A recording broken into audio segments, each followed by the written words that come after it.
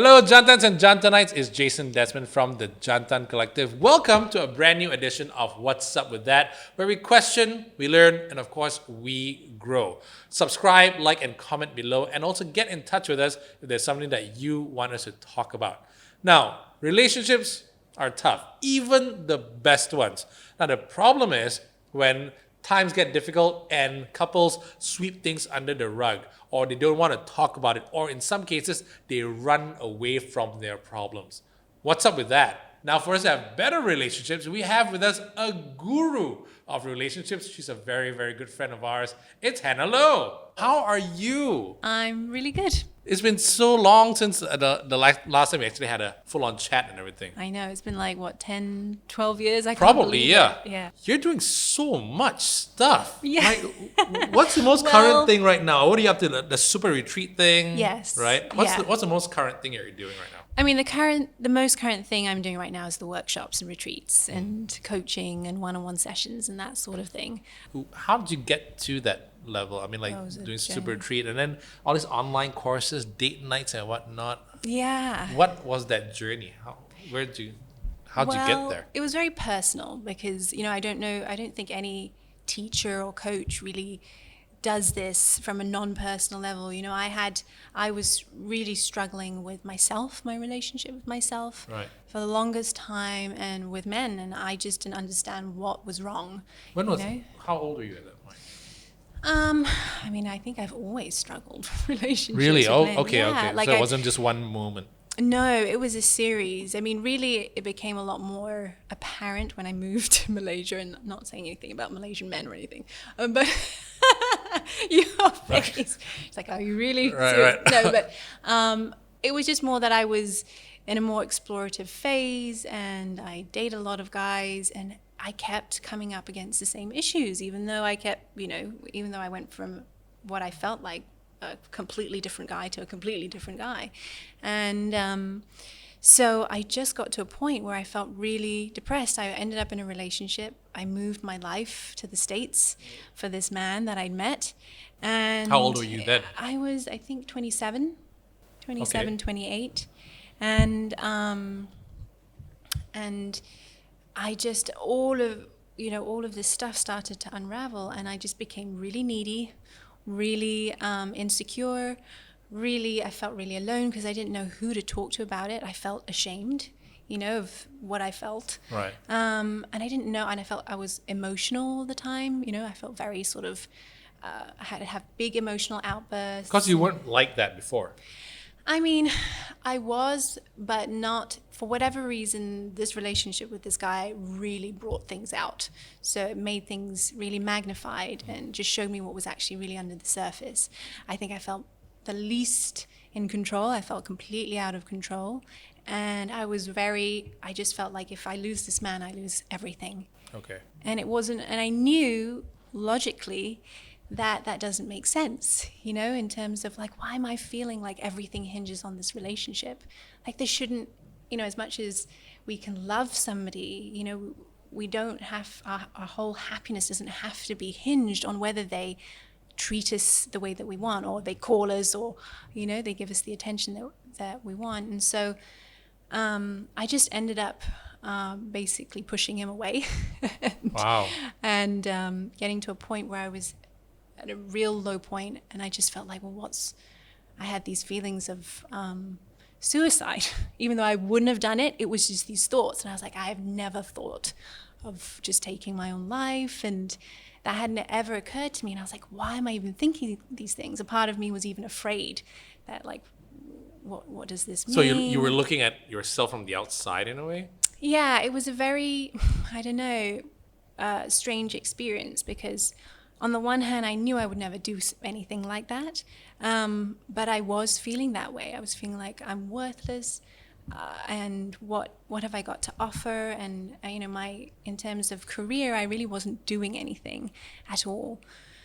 And so it was really in those lowest moments where I just was like, okay, I need to understand why. I need to understand where this is coming from. And I just was devouring all this self-help content and spiritual content. This was when you were still in the States. This is when I was still in the Right, States, okay. yeah. And I mean, I had already started to explore things spiritually, but I haven't really found the answer, that I was looking Yeah. for. And so I was on this farm in Oregon, in the middle of like nowhere, and doing some work there and work on this farm. What do you And- mean? Like you actually went to a farm Yes, and I went be to a farm. farmer. Let's just say I was doing some work there on this farm. Okay. I'm like, what? Okay. All right. Yes. Let's just keep it at that. Okay. Let's So just you keep were on it a at that. farm in Oregon. Yes, and All right. I was doing some work there to just try and earn some money on the side.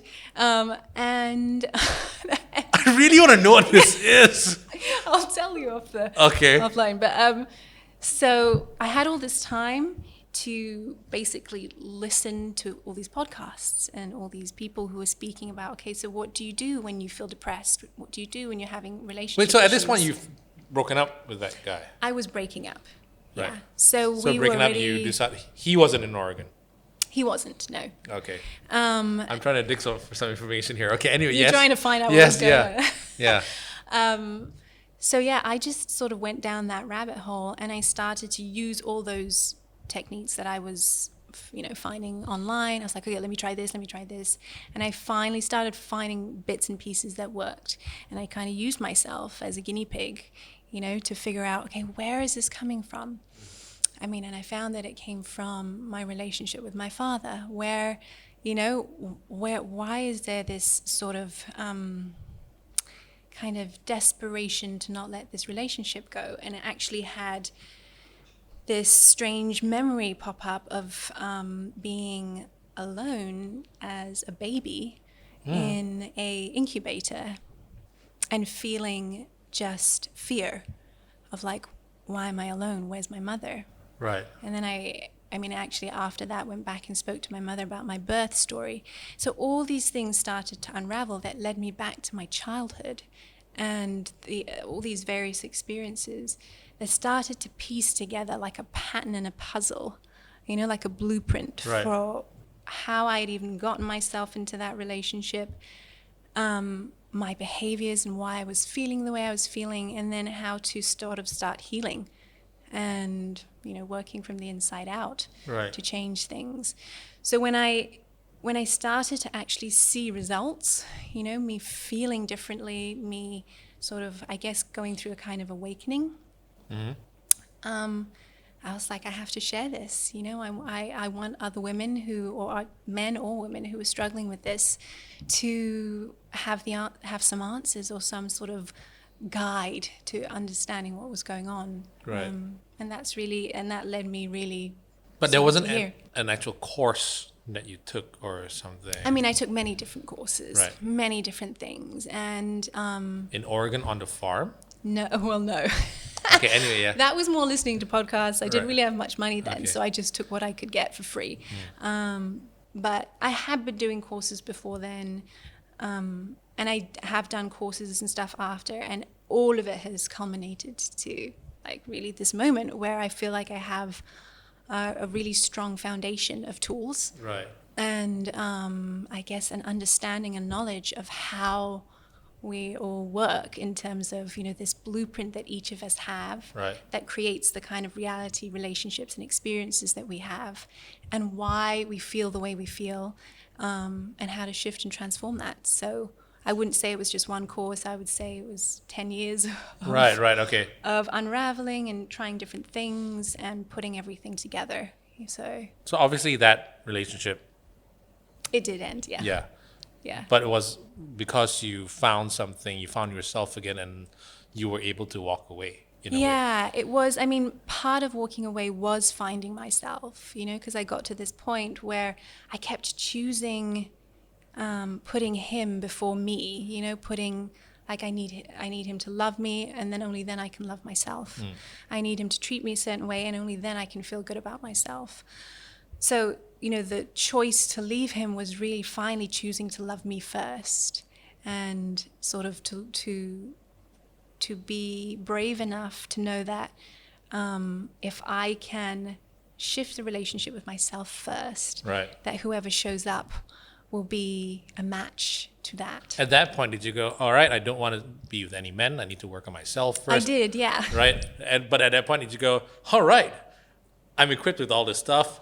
I'm a relationship coach. No. No, I didn't. It took a little while. I mean, I was a bit afraid of it at first because I think it's such a huge subject. And you could go on for 50 years, to be honest, just unraveling so many different parts. No, the first thing I felt ready to start was just women's circles. So I started off with that because that was one of the things. Here. Here. Right. Here. So at that point, you left and you came back here. Yes. All right. Because one of the things that was a constant for me was this support of women. And it wasn't necessarily coaching or any of that stuff that happens in a women's circle. It was literally just a gathering of women coming together for a couple of hours to just share how they were feeling, and Right. just hold space for each other and not judge and not fix. And All the women in that group, did they have relationship issues? they had various issues. Right, Some of okay. them had relationship issues. Some of them had health issues. Oh, so it's just issues in general that they're going through. Yeah, stuff transitions, Right, big right. changes, and wanting to have a place to feel supported to go through that. Right. And it was so helpful for me. So I started off with that because I was like, I don't need any sort of I certification don't need for a that. man. Well, Did you ever go through that? I went through that, Right, yeah. But, Let's talk about relationship coaching. yeah. Because you've gone from having a pretty rough time in a relationship, went to the US, and then you found yourself. And then you helped a lot of other women find themselves in a way. Some had relationship issues. Yeah, I mean, I would say that that was the beginning of a process of finding myself. The beginning. Right. I'm still in that process, and a lot has changed since then. A lot has changed. So I wouldn't say that I came out that I was like, yes, I found myself, and now I'm teaching. Yeah. It wasn't like that You're at still all. finding yourself. I'm right still finding myself, and there's definitely been very pivotal points where I was like, okay, I really feel like I've completed another sort of cycle of my learning and evolvement and growth. now. It's like as a coffee teacher. bean, coffee cart. You're just picking up all these stamps. Yes, You're like getting to that free latte soon. I'm getting to the inner freedom latte. Right, yeah. right. Okay. What do you teach in these relationship courses though? I mean, what have you learned that you're applying in your courses? I mean, essentially what I've learned is that for most of us, we go into relationships without realizing that we're operating from like our wounds from our childhood and from a blueprint that we didn't realize we were handed down from our parents. And we don't realize that we get into relationships often from an egocentric place of wanting to get something, Right. or wanting to negotiate for our needs or wanting to bargain for love in a way. It's like, okay, if you do this for me, I'll do this for you. Right. If you promise, to always be there and to be, always never hurt me, never let me down, blah, blah, blah, blah, then I will love you. That's like 90% of relationships out there, isn't it? But yeah, exactly. yeah. Which is why which is why I'm really passionate about it, because Right. I think that most of us don't realize the potential for deeply fulfilling relationships because we're so used to, well, this is just what it's been. Yeah. This is what our parents were like. Okay, we're a bit better than that, maybe, hopefully. But then we just settle with, okay, this is just how relationships will be. Right. We kind of feel like we have to compromise or we have to settle or we have to just be okay with things being mediocre.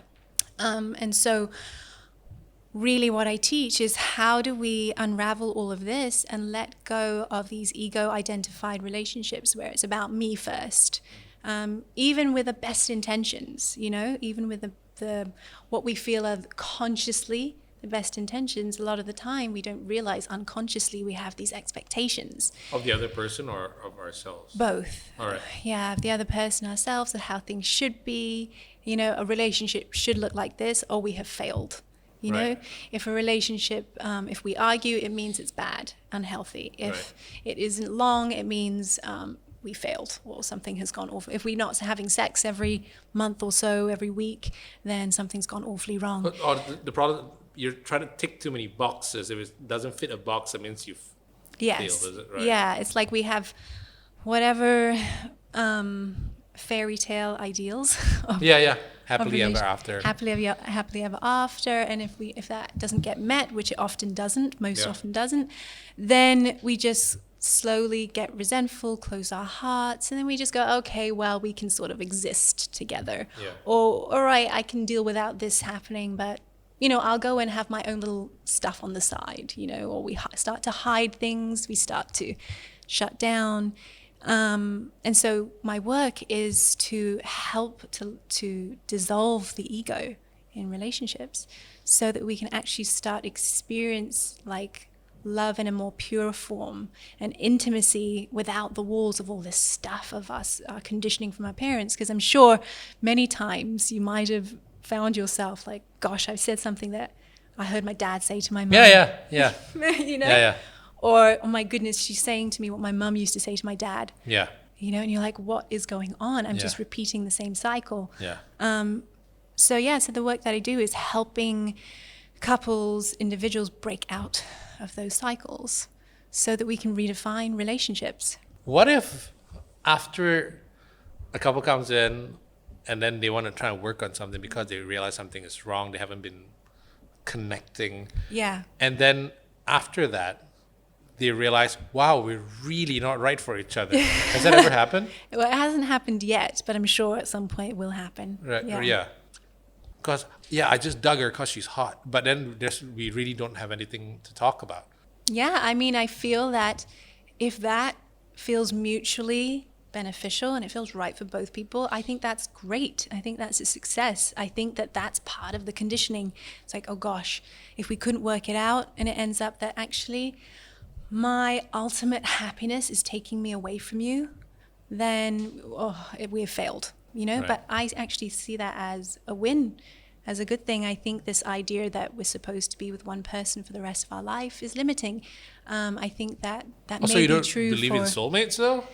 I do, but I believe that also, you know, like if I hadn't been with all the different men that I'd been with before Ash, I wouldn't have been prepared to be with him. Right. You know, I think it's a journey, and I don't know if we should know how many people we should be with for how long. In a way, it's prepared you it's made you who you are now. Yes. Right. So I don't look at any of that as a failure. I look at it as initiation. Right. And You know? building you up to be who you are right now. Yeah. Interesting. Yeah. So you can still love that person, but you think, I don't think we should be together. Yeah. Right? Yeah. And that's still okay. Yeah, I mean, isn't that so much more freeing than Instead of what being if, together and hating each other anyway. Exactly. I mean, what if the person who was your soulmate, and I mean that's a whole nother conversation because everyone has different definitions of that. But what if your soulmate was going to be the person after the current person you're with, and you keep trying to force yourself to stay there Right. when it's not working? And what if his or her soulmate is meant to be after you, and you're both trying to make something happen that's not meant to be? Right. You know, so it's taking all the limitations off that so that it's about the individual. And if I truly love you, I want your happiness no matter what. Right. Really, because that's, to me, you know, unconditional love is that no matter what, I'm rooting for your greatest fulfillment. Right. And, So do couples have to have some kind of problem to see you for relationship coaching, or it's like No. a great thing and then, hey, make us better? I mean, everyone does usually have an issue Right. when they come. They don't have to if they're like, okay, we don't, but we'd like to know how to have greater or deeper intimacy. We don't know if there's anything actually wrong. Then yeah, sure. You know, there's definitely stuff that you can do that's fun. You know, a lot of people. So Ash and I explored, I guess, Neo-Tantra. And so a version of Neo-Tantra, and there's a lot of fun things you can explore. I remember having a chat with him about this, and I kind of remember us chatting about it, bringing up the fact that, yes, generally people think when they say Tantra, there's some sex involved. Yeah. But it's not all of that, right? No. I mean, I don't know. I feel like I'm not the best person to go deeply into talking about Tantra.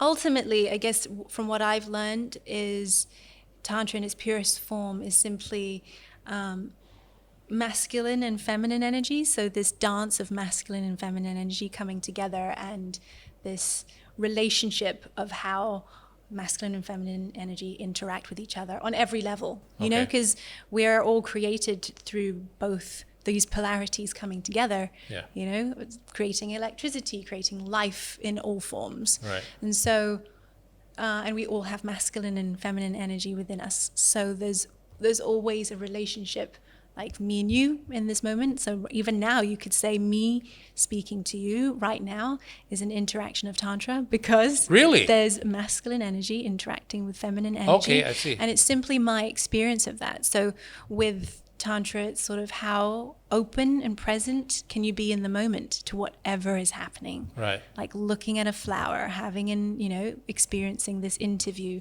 working. So it's not necessarily a physical thing. It's multiple levels. Multiple levels. It's simply like, how can you exist in each moment in full relationship with whatever is happening, Right. with what is. Yeah. Okay. Like being present or merging or blah, blah, blah. Who needs to go through that? Like, do all couples need to go through that, or I mean, it's they an don't, option? They don't need to, Right. but I certainly think that it can open up certain channels of experience that can be very healing, very, I guess, exciting. Right. And also just, you know, when we've like done our date nights, we bring couples through a lot of, say, of these neo-tantric kind of exercises. During the date night? Yes. Okay. But very kosher, you know, it's nothing, you know, Right. it's very... It's not a swingers it's party. not a swingers party. It's very respectful, and, you know, it's not beyond what would be uncomfortable. But yeah, and couples really, it's like they see each other in different light. They connect with each other on a deeper level, just through really simple things like eye gazing, Right. you know, like for a moment, just sort of holding each other's hands in a different way, or moving together. I mean, there's a whole bunch of exercises we take people through. This is the Jantan Collective after all, right? Yeah. And I want my Jantans to be better versions of themselves. But generally, when you get couples coming in to see you for all this, is it the wife or the girlfriend or the woman who initiates these things? I mean, it's 90% the woman. Right? Although We I have should had do men. this, right? I have had men come to me, very few, and the ones who come are super sweet and really like they want to do the work, Right.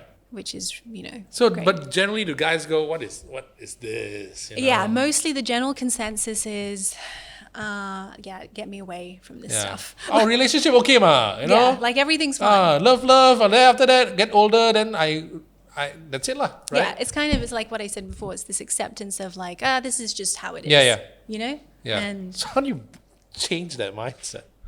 I mean, I think what I say to the women who come to me, because so many times women come to me and they're like, you know, my partner doesn't want to change. He won't come to the sessions. You know, what can I do? And I said, the only thing that you can do, and actually it's the most powerful thing, is to change yourself.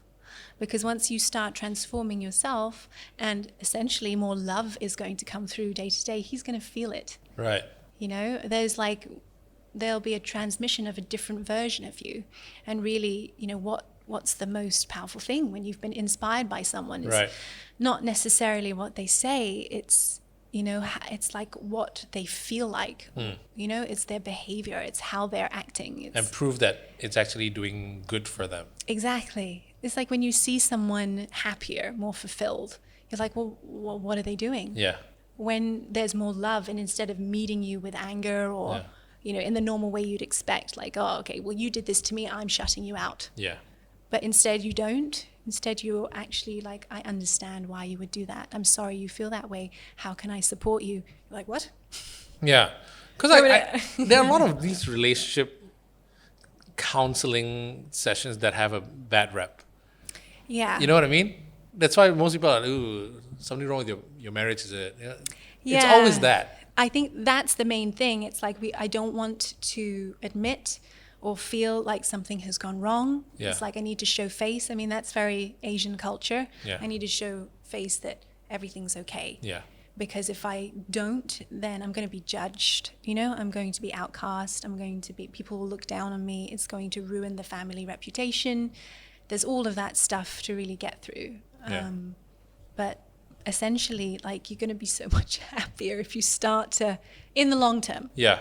In the beginning, it's messy. Yeah, it's a little rough, I suppose. It can be a lot rough. Really, like how rough? Like, I mean, do they argue? with Ash and I got really rough. Really? Very, yeah, intense, super intense. I mean, we're two very fiery people. Right. Extremely fiery people. We had really intense fights. But you Very two seem intense fights. so lovey-dovey.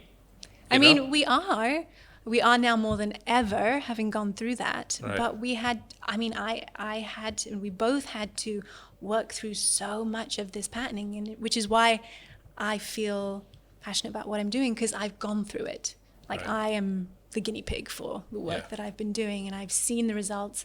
I've seen both of us change immensely through it, and I know it works, you know. So yeah, we would be at each other's throats and go through years of being upset about still one thing that we Right. couldn't let go of, you know, just that one thing, and Yeah. it keeps coming up in passive aggressive comments Yeah. here and there, and no one knows how to move on from it. Like, we had to go through all those things, like everything that you could possibly think of, we had to go through it. Do you have to go? It's like what's that? It needs to get a lot worse before it gets Sometimes. a lot better. Sometimes, you know, because the thing is we're unraveling these deep parts of ourselves that are ugly and painful. These are the parts of ourselves that we don't want to look at, Right. you know, that we have trouble admitting to ourselves. Okay. Things that we hide, you know, a lot of it is the stuff that we hide from each other, like our desires, like I'm attracted to another person. Right. You know, we've both gone through that. But most people don't know how to approach it, because it's like, oh gosh, I'm wrong for feeling feelings for someone else. I'm wrong for having desires. Yeah. I'm wrong if, you know, whatever, I watch porn.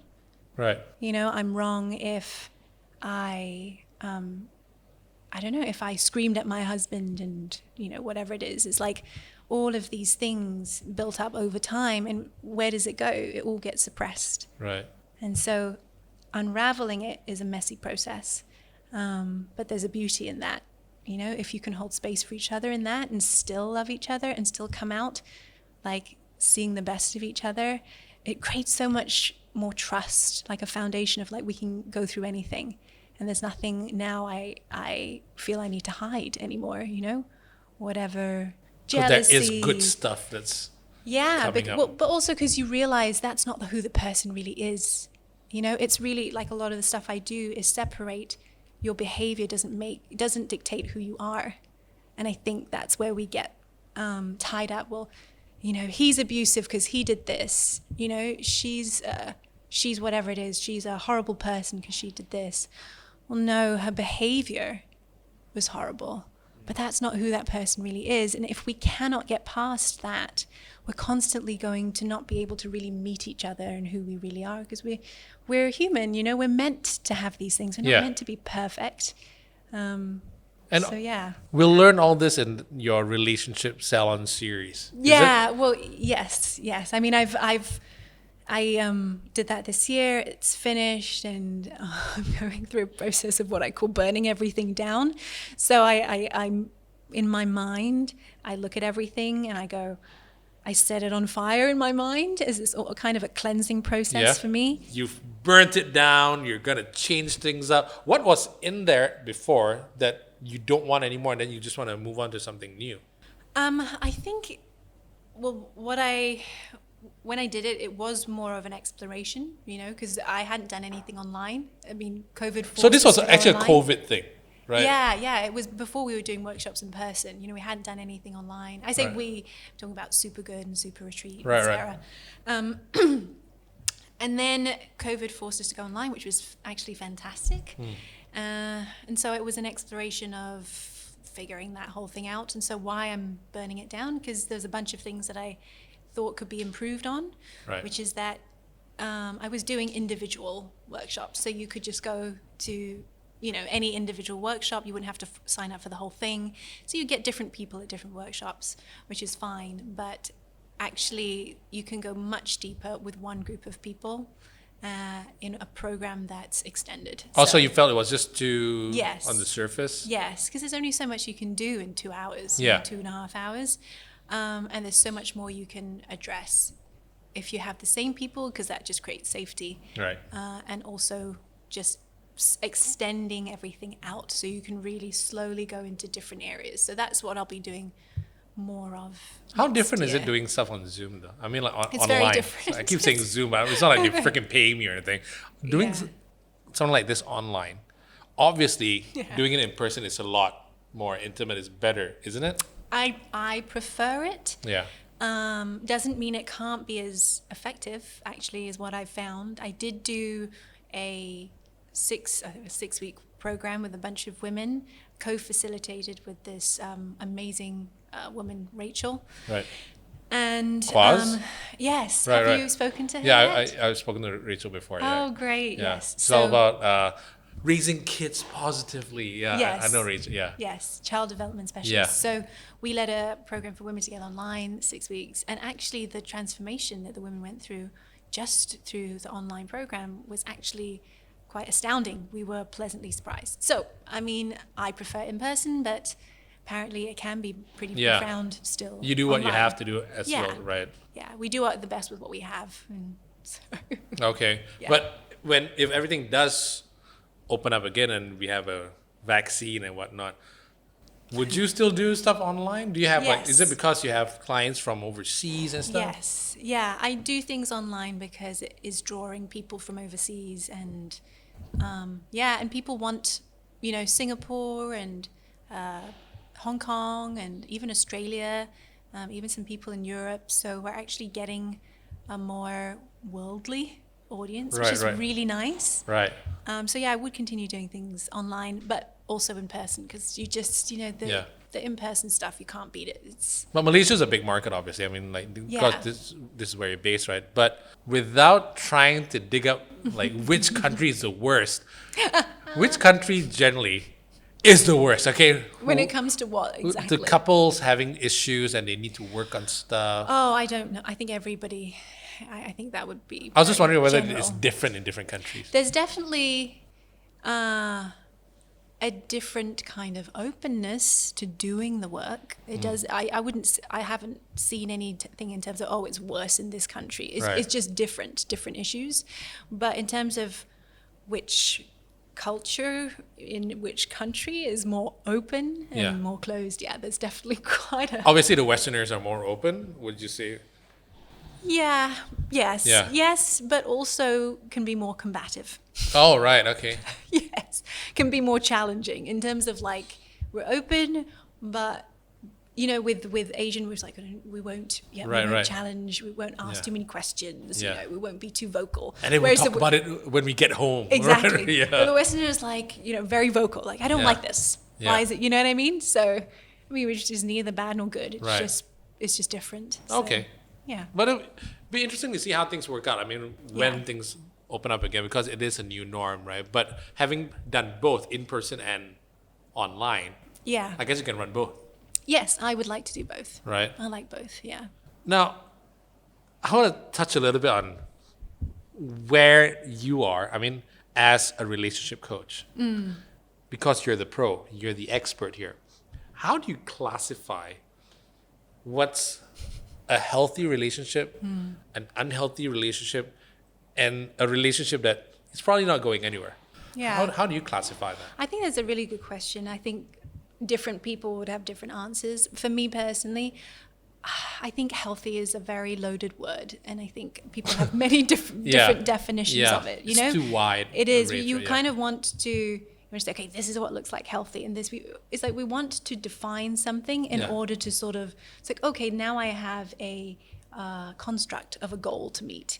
Whereas I just don't think that relationships work that way. I prefer to look at it more as, how much, it's like on a scale from how much ego there is in relationship versus how little ego. So Right. if you have that scale and ego is like, got a lot of ego, a lot of stuff, you could say that it's going to probably be quite uncomfortable, not fulfilling, people be unhappy, blah, blah, blah. It's not something that people want to experience, right? So let's just say that. Yeah. And then on the other end of the scale, you have say no ego, you're enlightened, right? That's the far end of the scale. Right, yeah. Right?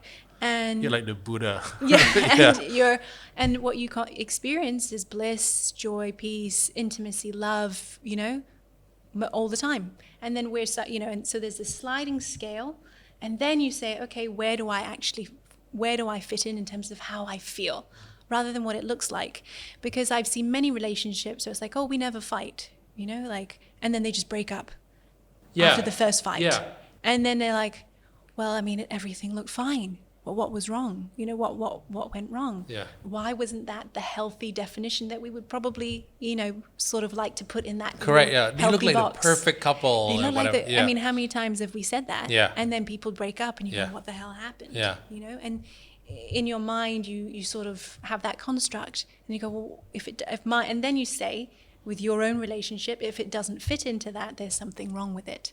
Right? And I prefer to just say, rather than let's say something wrong, good or bad, healthy or not healthy, it's much easier to say how much of my ego is involved in terms of it's about me, about my wants, right? And and just seeing where on that scale I am and how much love there is in the space. And then looking at, okay, I could be arguing. I mean, we argued a ton in our relationship. Again, I find it hard to believe, but okay, right? Yeah. We did. We had a ton of arguments, right? A ton of arguments. Like throwing stuff kind of arguments? Was that? Like throwing stuff kind of arguments? Yeah, I got Wow. really mad at some times Wow. and threw some fruits across the table. Wow, I hope it wasn't a durian, but Yeah. okay, yeah. Yeah, and you could say, oh, like, it's really bad, this is really unhealthy, it's all going wrong, you should leave. And I had that in my mind so many times. But it was that there was all this gunk of stuff, of unhealthy ego that I was working through from from the stuff that I hadn't dealt with my father. Right. The anger of him leaving, at a certain age, of not being there emotionally, of feeling not prioritized. And that was all projected onto Ash. Right. And in order for me to work through that, I had to get through all the rage that I had suppressed, right? And it came out in ways that, yes, they weren't the best, right? But if it hadn't come out, I wouldn't have seen how much rage that was there. And so to me, it's like looking at a relationship and going, what on a scale of ego, how much ego is there in the relationship? How little is there? Okay, and where am I working towards? I'm working towards feeling more of this. And then what does that look like? It may look messy, but actually I may be dissolving my ego in the process. Right. You're working on it. I'm working on it. So everyone's basically a work in progress. Yeah, and I feel like that's a much more, it's sort of more realistic. Right. Rather than putting these sort of, and again, it's to me putting expectations. And yes, of course, there's going to be places where it's like, it is abusive, where it's violent, there are there's that kind of relationships. Yeah, and then where it's definitely not going to work. Yeah, and that's basically a ton of ego in a person or doesn't want to change. Yeah. Put it that way. That's much easier to go, that person doesn't want to change, it's time to leave. That's super clear. It's super clear. Something's wrong there. Okay, Yeah. if you can't see it, there's an issue with you as well. Because Yeah, Right. and a lot of the times, men or women find themselves in those relationships because it's a pattern that's already happened on some level in their childhood. Right. And so it's always a childhood stuff. it is, because that's our first experience of Right. relationships, And so a lot we go, why can't that person see? Why can't that person leave? Yeah. It's because on some level that wound is being satisfied, right? There's some satisfaction or familiarity happening. It's like, I know this. This is all I know. If my father was abusive, this is what's familiar and this is what I know. So it's a problem really in relationships that are unhealthy. Is it ego, or is it they refuse to accept that there was a problem in their childhood, or is it like they just don't know how to communicate their... It's all of that. It can be all of that. It can Right. it's ego in its various forms. Ego in the resistance to wanting to change, in the resistance to want to look at it, in the wounds that we're carrying, and the beliefs and the ideas from our parents, the patterns. Because all of that gets internalized. We don't realize. Yeah. You know, all of the stuff from our parents, it gets internalized. And then with life happening, you just don't want to think about it too much because you got No. work and whatever to worry about, Well, right? you're on autopilot. Yeah. You know, you're in a default. You don't realize how much of that is driving your behavior. You Yeah. think that you're choosing freely, but actually you're not. So You're how do you only- fix something like that? Well, that's what I help people with. Like for people who want to change, Yeah. like you wanted to change, obviously, then you Yes. realized that there was something going on with when you were younger, and there Yeah. was issues with your father. But a lot of people don't want to. I suppose the word is confront Yeah. all their past. Yeah. How do you fix something like that?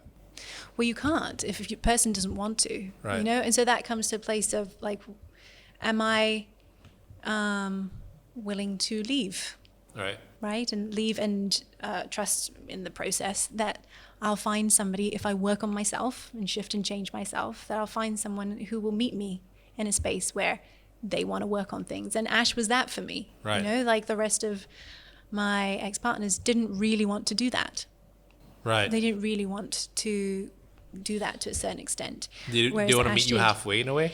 Yeah, they didn't really want to go really deeply into looking at why they were so resistant to certain things, why did they change, and that's okay. You know, that's fine. It's like that was their choice. It's not wrong or right. It's a man thing, isn't it? A lot of times, it's like we don't get in touch with our feelings. That's not how we do things. It is a lot more common. But it's not just men. Really? Yeah. There's women as well who don't want to. I mean, I think that's we can't generalize and say it's all men. It's Right. more commonly men because of the way that men are brought up or Yeah. boys are brought up. Because yeah. I'll be very frank with you. I've had I really had a hard time getting in touch with my feelings. But when I hit 40, I'm like watching cat videos and I'm crying and stuff like that. I'm like, I don't know what it is. Yeah. Does age help? Sometimes, yeah. Yeah, sometimes Oh, it really again, it's not does. for everybody. It depends on the person. Right. I mean, you do, right? You just think more about, okay, what have I done with my life? Am I really happy? That's what I tend Yeah. to see. It's not everybody, but you know, I think all of us have had maybe sort of parents or grandparents that seem to start to get either more religious or more Yeah. spiritually focused, Yeah. or more wanting to spend time. The word, there's that. they get a lot of regrets, I find. Yeah. Yeah. I wish I did this. I wish I did that. I wish I did that with you when you were Yeah. younger. Yeah. You know? But that doesn't necessarily fix anything, right? Just It may feeling- not. No, feeling it may regret. not. Yeah, it may not. But Okay. Now, with everyone being stuck at home and whatnot, I remember we had a chat with someone from the Women's Aid organization, right? So, apparently, the number of domestic abuse cases, rose. I'm not sure whether it was exponentially, but it rose, and that's a scary thought. So, I've always wondered about this. How can, and I'm assuming that it's the husband that's beating up the wife. I don't, right? It could be the other way as well. The person that you've always wanted to be with, the love of your life, this gorgeous thing, and you're beating her up. How does that happen? Is it a mental break? Like I know we've talked earlier about there was something in your childhood that probably triggered it and everything, but what do you think it is? I definitely think that there has to have been, or that most likely would have been some experience of abuse in that person's life at some point, where that sort of way of solving problems or dealing with emotional pain, distress, suppressed rage, all that sort of stuff, gets played out. And so whatever you see as a child, you're like a sponge. You internalize it, it sits in your subconscious, and then that becomes the way you learn to operate in relationships. So that if that's what you saw growing up, violence, that kind of way of dealing with emotions, pain, distress, blah, blah, blah, it will be in your system, as a way of like activating in a moment. Okay. Where I have a lot of emotions, stuff is, been suppressed maybe for a long time. And look, we're so used to living numb to our feelings. All of us on a certain level. We don't even realize because we have technology, phones, computers, busyness to distract us. But at home, you don't have all of that. You don't have, going to the office and getting out of the house. You might have your phone for a certain amount of time, but you have maybe your kids and your wife. You don't have anywhere to run to when the stuff is coming to the surface. Yeah. And then, as I was explaining to you before, you go into that kind of fight or flight, right? That trigger comes up, go into fight or flight, and then you're not thinking rationally anymore. Yeah. You're in that trauma response. The nervous system is completely shifted, and you're not even thinking, you're just acting. You just want to get that rage out.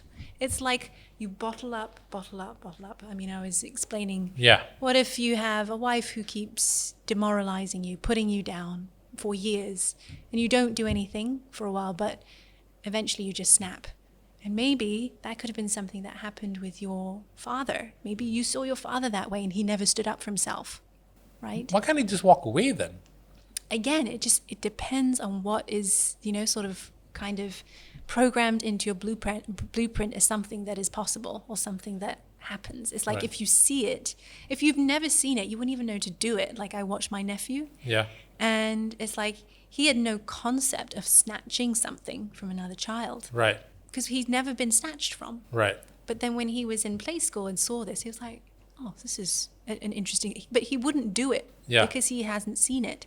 But the moment he started seeing it, it's a whole different thing, right? It's like there's no concept of that kind of behavior unless you've experienced it. So you have to have a better understanding of how our subconscious works, how the child development process actually happens. And then you'll start to see, especially if you have your own kids, you'll start to watch how they just copy everything you do. They mimic.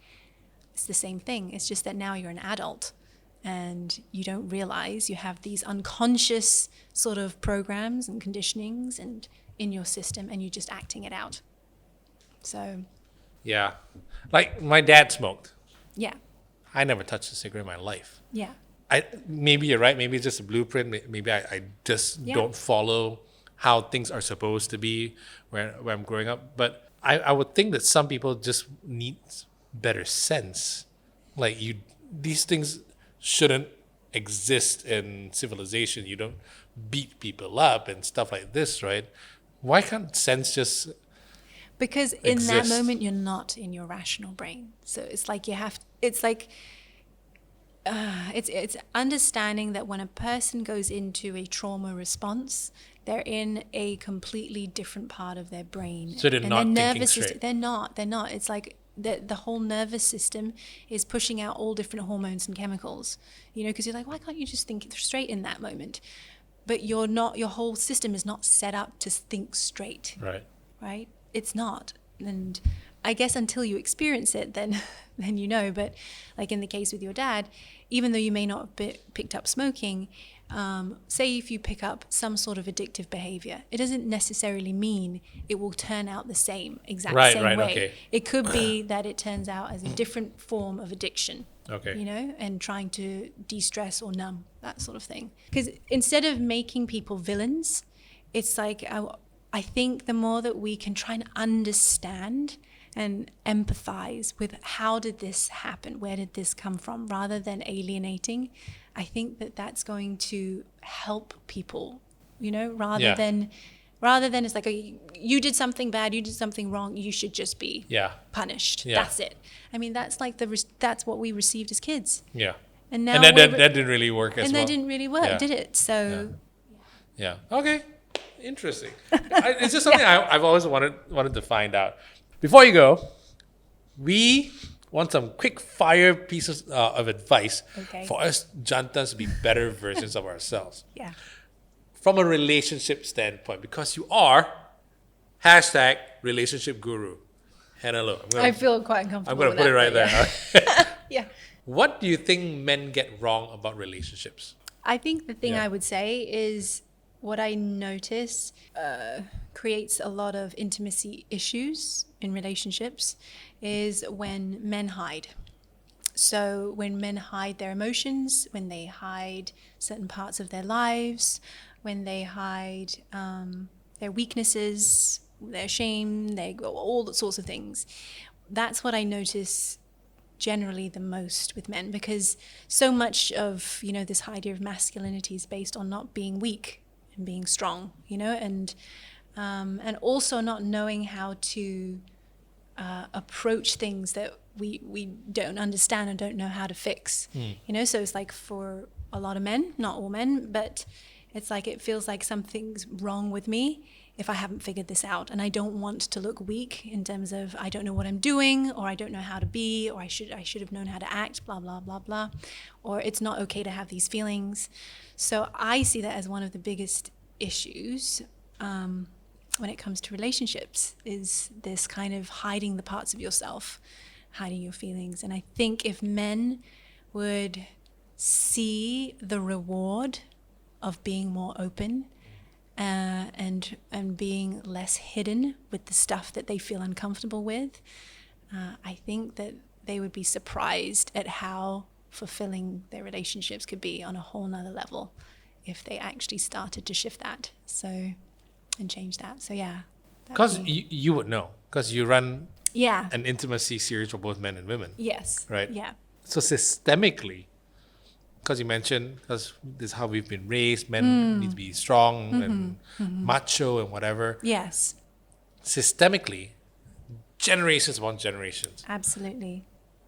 How do we change that? Is it harder for men In a to sense, express sometimes, love? yeah. Even? Sometimes. So how do you Again, it change just that? depends. It's a slow. I mean, it starts off as a process of being brave, right? Is going out of that norm. It's like wanting to. You have to want to.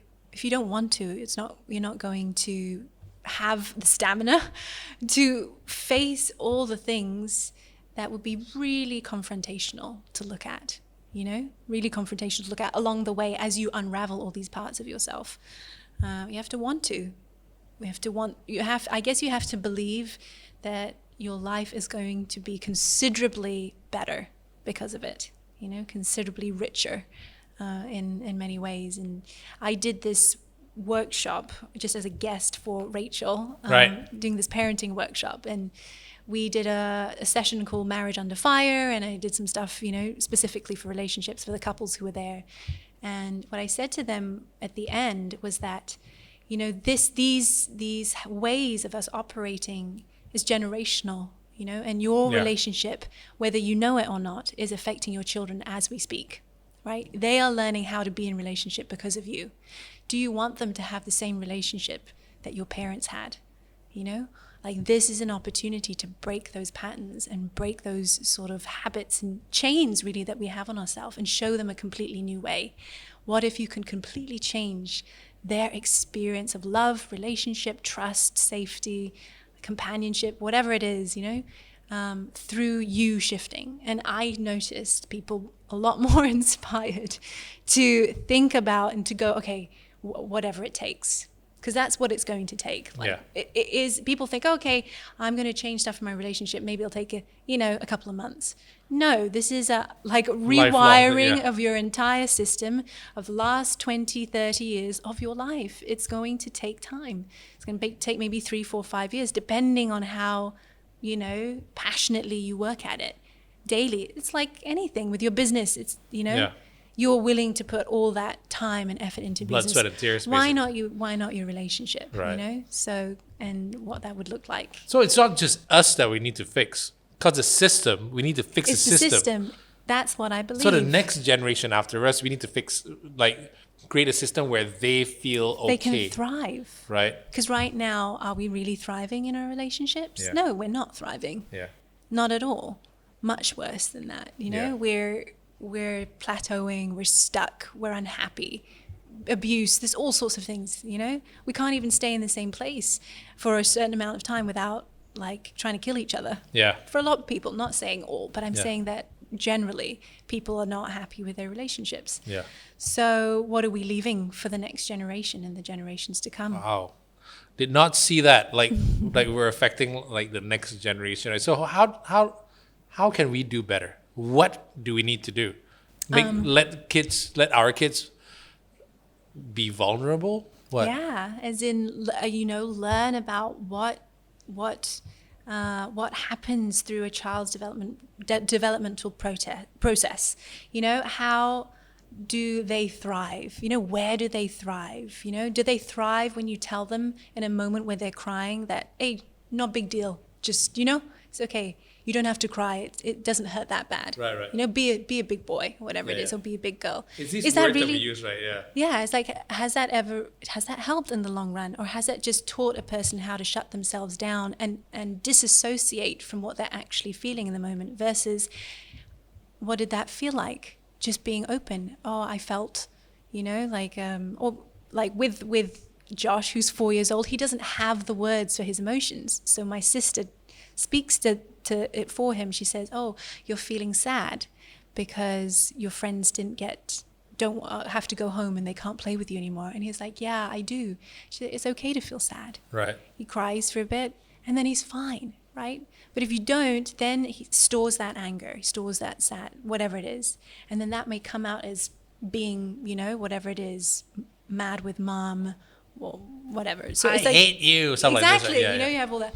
So I would say, you know, look for the people who are experts. Look for the people who have done the work. Look for the people who have changed, who have worked with these different things. You know, like Rachel, child development specialist. She's an expert. She understands, you know, how a child develops. She is showing how to bring her little girl, Ella Grace, up in a conscious, loving environment where both parents are supporting her to be happy and be fulfilled. Go learn from her. Go learn from, there's so many places actually right now where you can go and, you know, learn from people who have done it. Learn from someone who's already done it, who can teach you what to do and how to go there and how to navigate the hard parts. I mean, that's why I'm doing what I'm doing, to give people more options to work through the stuff that's really difficult, because that's what Ash and I did. You know, this has not happened over a year or 2 years. This has literally been 10 years in the making for me.